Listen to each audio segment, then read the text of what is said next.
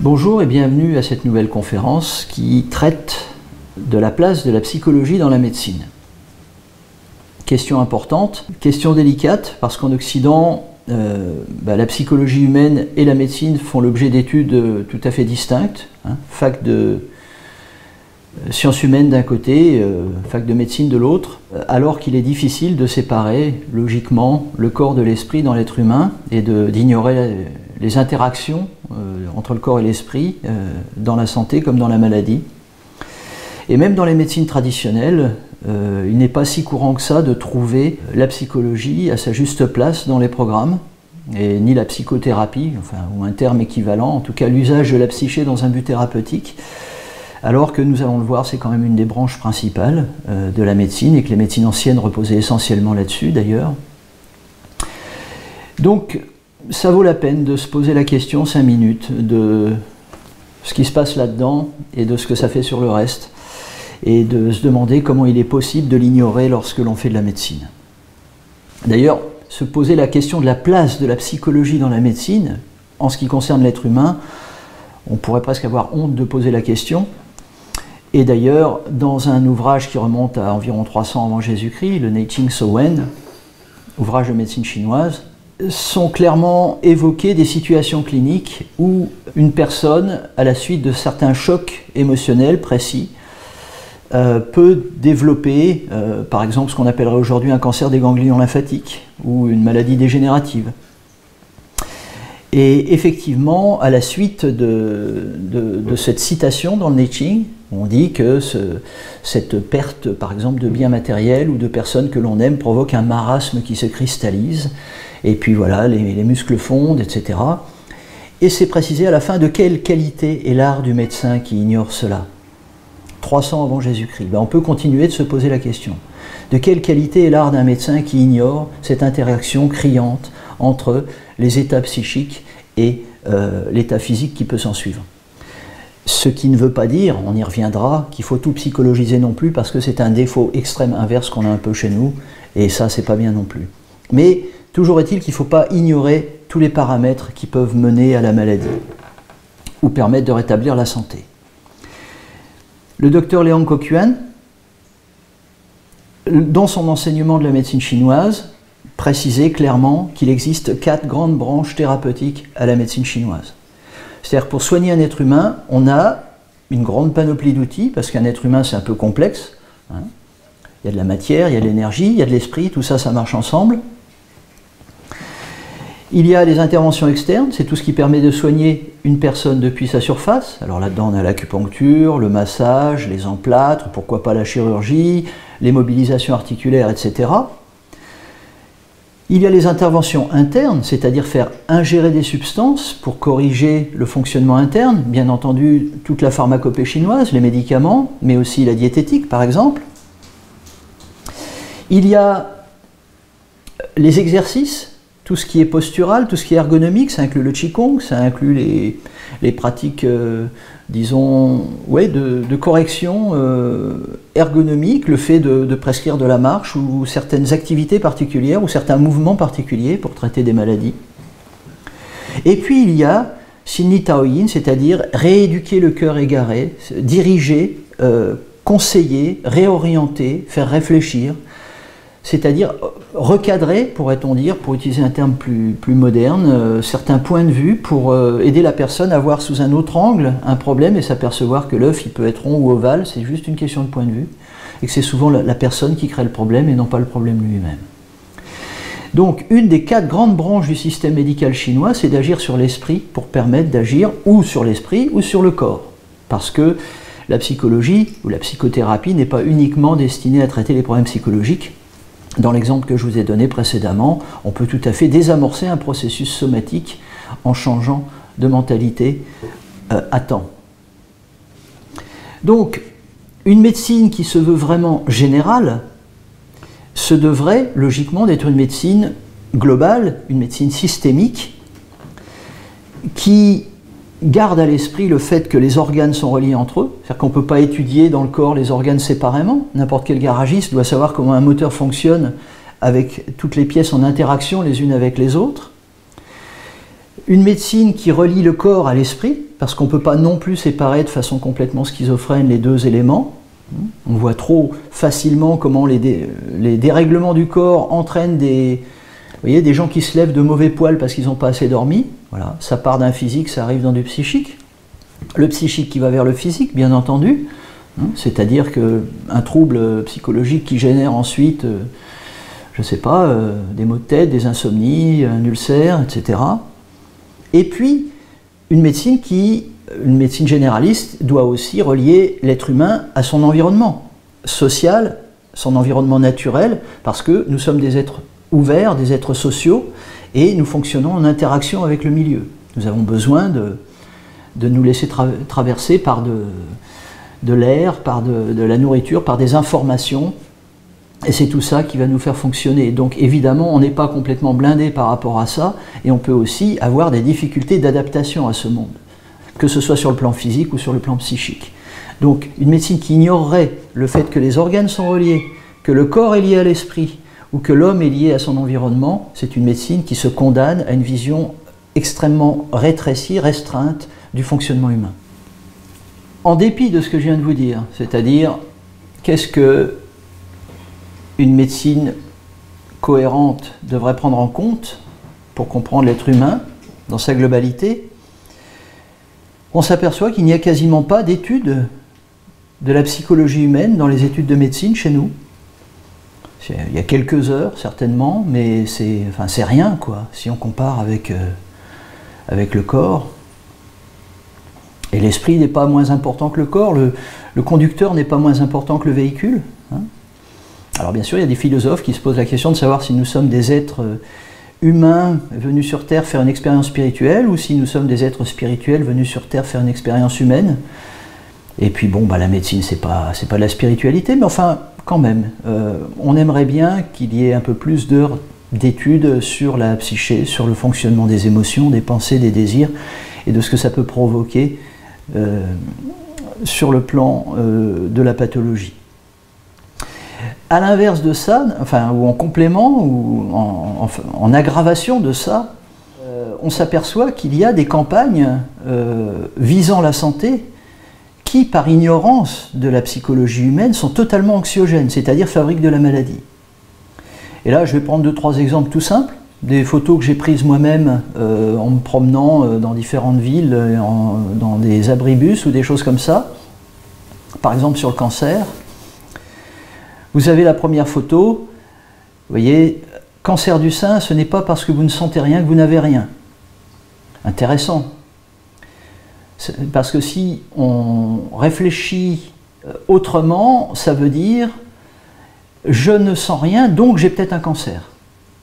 À la limite, je me sens bien, je suis bien portant, donc je suis un malade qui s'ignore. Vous voyez, Knock n'est pas loin. Ça, c'est anxiogène. C'est-à-dire que même si je me sens bien, j'ai peut-être quelque chose. C'est une façon totalement déraisonnable d'attirer l'attention des gens sur des risques et les inciter à faire de la prévention. Parce que quand on sait ce que fait l'angoisse en médecine chinoise, on sait que l'angoisse est une émotion qui a un effet vasoconstricteur, qui fige, qui bloque, qui fait sombrer l'énergie à l'intérieur du corps, et l'énergie entraîne le sang, les liquides, les matières. Et donc, pour fabriquer des tumeurs, l'inquiétude, il n'y a rien de tel. Donc, une campagne anxiogène, c'est une campagne cancérigène. Autre exemple, je vis, mais le cancer aussi. Elle est pas mal, celle-là non plus. Vous voyez la tête super réjouie de la nana qui a été traitée de son cancer, mais visiblement, on sait que ça va revenir. On le sait parfaitement parce qu'effectivement, le traitement n'est qu'un traitement qui a visé la tumeur, mais pas l'origine de la tumeur. Donc, on a brûlé, on a raclé les champignons sur le mur, mais on n'a pas du tout traité l'humidité qui est dans les murs. Donc on sait que les champignons vont revenir. On se réjouit simplement du fait que grâce à une hormonothérapie, on va pouvoir retarder le retour des champignons en question. Enfin, c'est une piètre victoire. Et on annonce déjà à la personne que le cancer, de toute façon, voilà, elle a pris perpète. Et la perpétuité ne durera pas longtemps parce que la date de la mise à mort est annoncée. Fantastique. Encore un autre exemple. Ne vous inquiétez pas, c'est un cancer. Alors, ça se veut de l'humour, hein, parce que c'est pour dire demain on traitera le cancer comme si c'était la grippe. Ne vous inquiétez pas, c'est juste un cancer. Sous-entendu, on maîtrise. Hein. Sauf que quand votre subconscient lit j'allais dire une publicité, oui pour le cancer, pour moi c'est une publicité de ce genre, qu'est-ce qu'il voit? Il voit inquiété et cancer, parce que le subconscient ne retient pas la négation. Hein. D'ailleurs, tout ce qui est formulé sous forme d'interdiction, à commencer par l'étape de la loi, c'est forcément un humain qui a fait ça parce que c'est pas très malin. Hein. Parce que ne pensez pas à un chien, qu'est-ce que vous faites? Vous savez bien. Donc votre subconscient, il va forcément s'orienter vers le... Il ne voit pas la négation. Donc ne vous inquiétez pas, c'est un cancer. Moi, je retiens inquiétude cancer, c'est tout. Donc ces campagnes-là, ce sont 3 petits exemples simples qui montrent tout bêtement qu'il y a une méconnaissance totale du fonctionnement de la psyché humaine dans les processus de santé ou de maladie, et que les médecins, avec toute la bonne foi du monde, font des campagnes qui fabriquent des maladies. Parce que ça rend malade. Vous voyez, avec les cigarettes, c'est la même chose, de mettre des photos de personnes mourantes ou cancéreuses, etc., des trucs un petit peu dégoûtants sur les paquets. Ça fait que les gens s'inquiètent en fumant, parce que ça crée de l'inquiétude, et l'inquiétude donne envie de fumer. Donc c'est génial, ça fait vendre encore plus de cigarettes, donc ça rend la cigarette 2 fois plus dangereuse, parce qu'on fume en s'inquiétant. Donc ça, c'est une maladresse totale qui est liée à une ignorance délibérée. Délibérée, en tout cas, culturellement, je trouve très dommageable. Voilà où nous en sommes. La psychologie humaine, elle peut rendre malade ou elle peut soigner. Tout dépend comment elle est utilisée, comment elle est comprise. Donc il faut comprendre son fonctionnement. Il faut comprendre les interactions entre le corps et l'esprit. En médecine chinoise, c'est une évidence. Il y a déjà une étude de base du mécanisme des émotions, des liens avec le fonctionnement des organes. Mais il y a aussi, alors pas dans toutes les formations, mais il devrait normalement, dans une formation traditionnelle, y avoir une étude de ce qu'on appelle Xinli, c'est-à-dire les raisons du cœur, c'est le fonctionnement de la psyché humaine, la psychologie humaine, qui inclut une étude par exemple sur les morphotypes. Hein, les typologies, on a la même chose dans la médecine d'Hippocrate. Les profils psychologiques, hein, la frustration, la persécution, la défaite, la suspicion, la culpabilité, tout ça c'est des choses qui s'étudient parce que c'est des moteurs qui font fonctionner les gens différemment. Dans les profils, ça c'est même pas des profils psychologiques d'ailleurs, c'est des états psycho-affectifs particuliers. Les profils psychologiques, c'est les gens qui sont l'ambition, les complexes, vous voyez, d'infériorité, les gens qui sont toujours méfiants, qui sont hostiles. Tout ça, ça s'étudie et ça a des sources innées et des sources acquises dans la prime enfance. Il y a une étude sur la mort, normalement, quand on étudie la médecine chinoise, parce que la mort, c'est pas le contraire de la vie, la mort, c'est le contraire de la naissance. D'ailleurs, c'est pas un départ, c'est un retour. Donc il y a toute une étude à faire sur le processus de la mort, parce que quand c'est mal vécu, si j'ose dire, c'est un peu, on se sent comme un condamné à mort dans le couloir, et puis on pense qu'à l'heure de l'exécution, et forcément, on vit mal. Donc, toutes ces choses-là, on les met un petit peu sous le tapis chez nous, ça devrait être étudié au plein jour. Il y a aussi la psychothérapie, c'est-à-dire l'usage de la psyché dans un but thérapeutique, et ça c'est tout un ensemble de méthodes, alors qui vont de simplement l'écoute du patient, parce que déjà écouter c'est une façon de permettre à une personne de vider son cœur, et ça peut être déjà soulageant pour cette personne, mais il ne faut pas uniquement vider, il faut aussi remplir. Hein, on dit en médecine chinoise qu'il faut, dans la psychologie, c'est l'art de vider le patient pour le remplir, donc il faut lui permettre de sortir ce qui ne va pas, mais aussi de ramener quelque chose de nouveau qui puisse l'aider. Et donc, pour remplir, ça dépend vraiment de la nature des problèmes. Ça peut aller de certains poèmes qu'on peut écrire à des patients. Alors, ce n'est pas juste des mots fleuris, c'est des choses qui vont nourrir la réflexion, la compréhension. Les citations, les histoires, les métaphores, permettant à l'esprit de comprendre quelque chose sans émettre trop de résistance. Des formes d'hypnose, l'usage de certaines formes de croyances ou de foi, des méthodes injonctives, c'est-à-dire, il y a des gens, s'ils veulent savoir, vous voulez savoir le goût de cette tarte, ben mangez-la. mais je ne vais pas vous faire une conférence sur cette tarte pour essayer de vous dire quel goût elle a. Il faut faire l'expérience. Les connaissances et les expériences sont deux façons de développer l'esprit.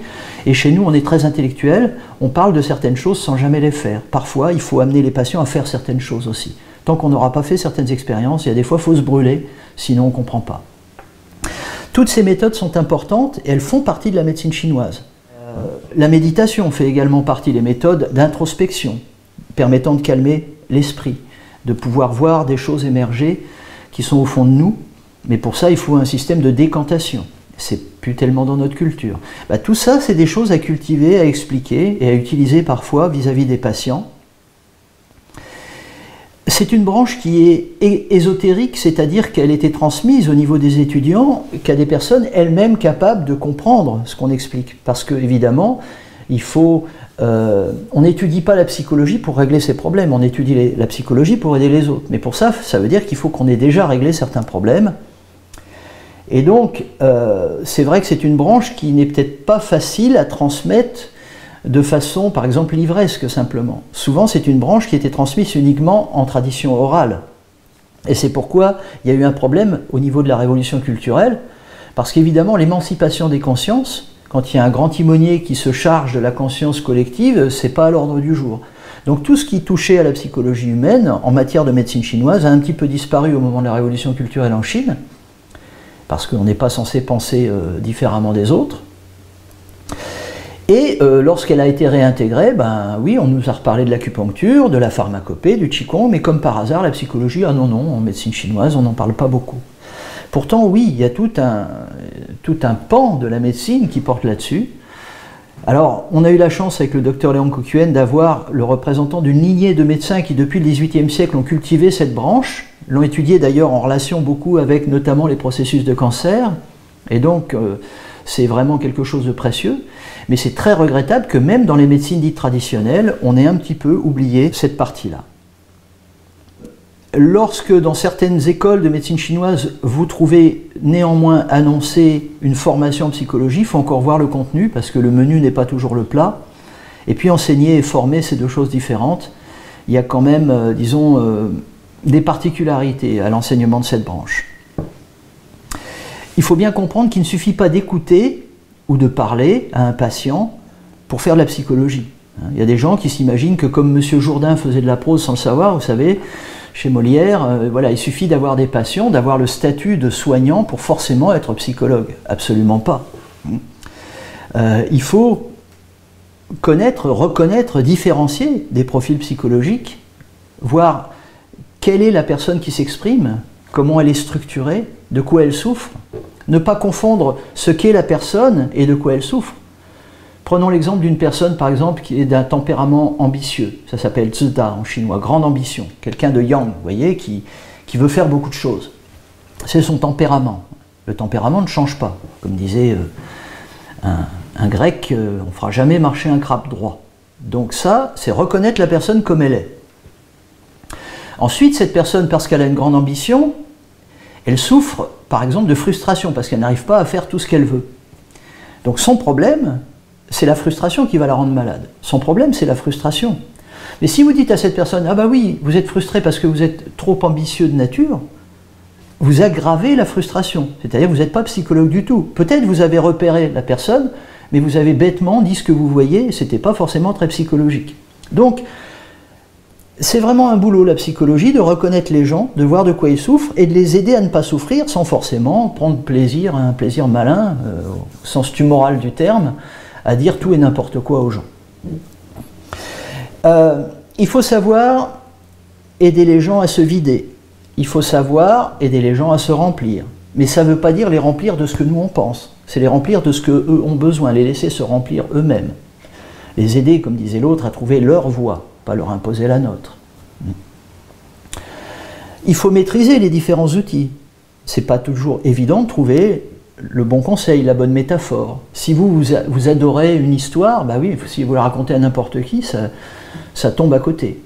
Comme me disait une patiente, quand vous jetez des graines, il y en a qui meurent parce qu'elles tombent sur un sol dur, sur des cailloux. Il y en a d'autres, elles commencent à pousser un petit peu, mais il y a des ronces autour et elles ne vont pas plus loin. Elles finissent par s'étouffer.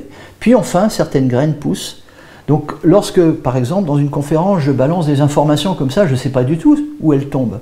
Il y a des gens chez qui ça va faire pousser certaines idées, puis d'autres, ça va servir à rien. Là, c'est parce que je m'adresse à tout un public. Mais quand je suis face à un patient, c'est différent.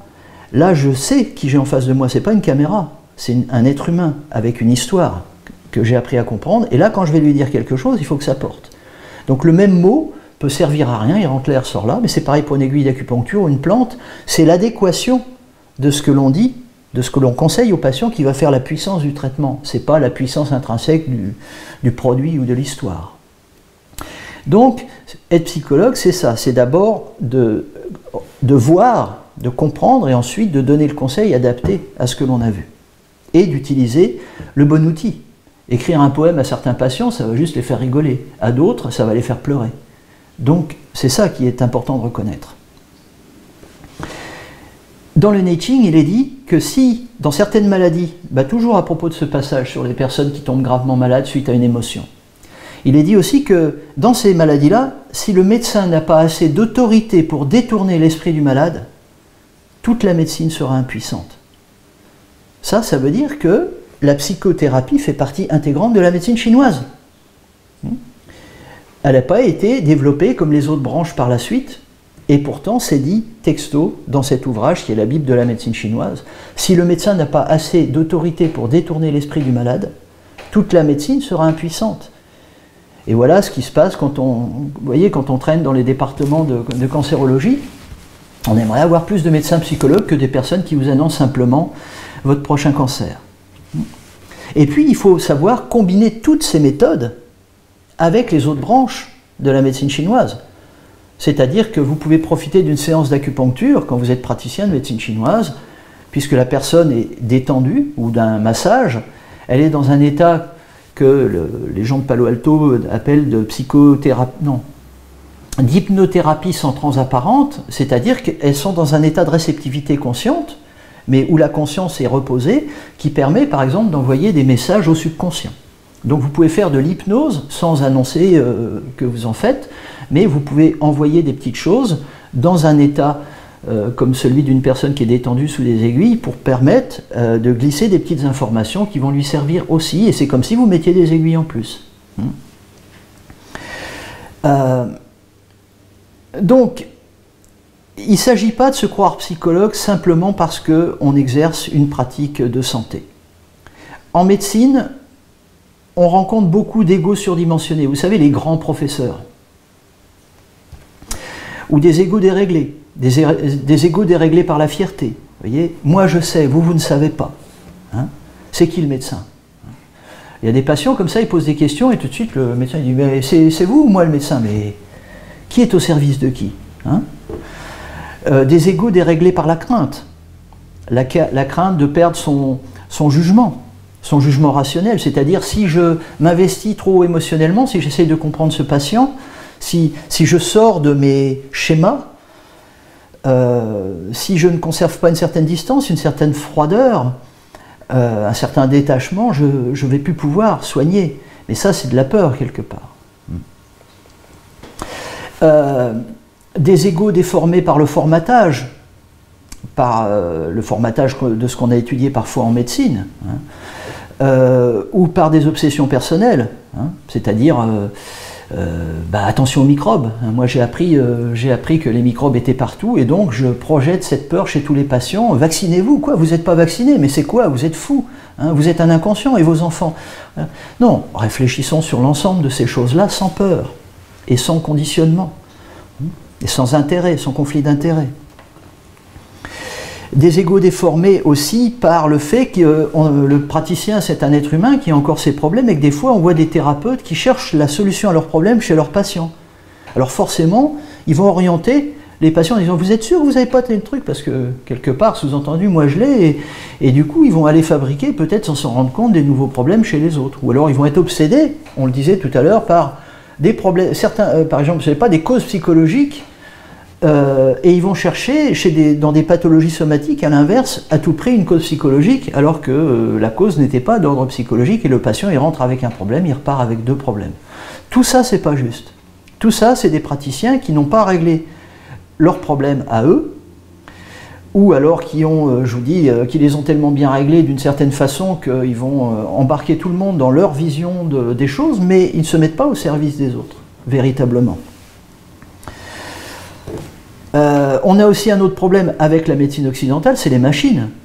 Parce que maintenant, on confie le diagnostic à des appareils, à des examens. C'est plus le médecin qui fait le diagnostic. Et donc, vous n'avez pas d'examen psychique fait par des machines. Vous avez que des examens sanguins. Vous avez que des radios. Donc, quand on fait des diagnostics à partir d'examens, eh ben, on ne voit pas l'âme des patients. Donc, évidemment, les médecins ne sont plus formés à comprendre la partie psychique des humains parce que ça ne se voit pas. Et chez nous, ce qui est scientifique, c'est ce qui se voit, bien entendu. Le docteur Leong appelait ça la philosophie de la terre seule, au lieu d'une philosophie du ciel et de la terre. Mais le ciel, on ne le voit pas, c'est transparent. Mais on a aussi besoin du ciel pour vivre. Le problème pour la médecine chinoise, il est autre, c'est pas qu'on utilise des machines, mais c'est que la médecine chinoise s'enorgueillit parfois d'être une médecine énergétique. Alors évidemment, l'énergie, c'est une étape supplémentaire dans la compréhension du vivant qui est très importante. On sait que la matière, c'est de l'énergie. On est passé du niveau de la biochimie au niveau de la physique. Et c'est vrai qu'avoir une vision énergétique des choses, c'est déjà plus fin qu'une vision uniquement matérialiste. Mais un être humain, ça a 3 étages. On appelle ça les 3 trésors en médecine chinoise. Il y a la matière, il y a l'énergie, mais il y a aussi l'esprit. Et l'esprit, c'est l'énergie. Enfin, vous savez, E égale mc2, l'esprit c'est la lumière multipliée par elle-même, c'est encore un autre niveau vibratoire totalement. Et un être humain, ces 3 étages, c'est pas seulement 2 étages. Donc s'arrêter à l'étage de l'énergie ne suffit pas pour un être humain. Donc le problème, c'est que la médecine chinoise a déjà tellement de mal à se faire reconnaître comme une médecine énergétique, ce qui est déjà un effort par rapport à une médecine uniquement matérialiste, qu'effectivement, on a l'impression de dire « ah oui, mais bon, l'esprit c'est encore autre chose, on verra plus tard ». Vous voyez, il y a un côté matérialisme dans l'énergétique un petit peu chez nous. Voilà, je pourrais en parler beaucoup plus longtemps, c'est simplement une petite conférence, une petite présentation.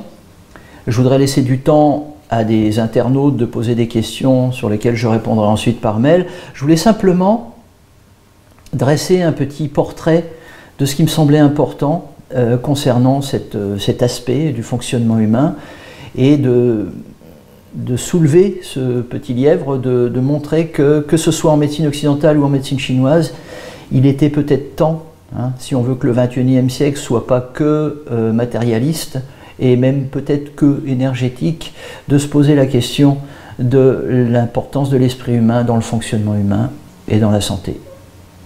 À bientôt.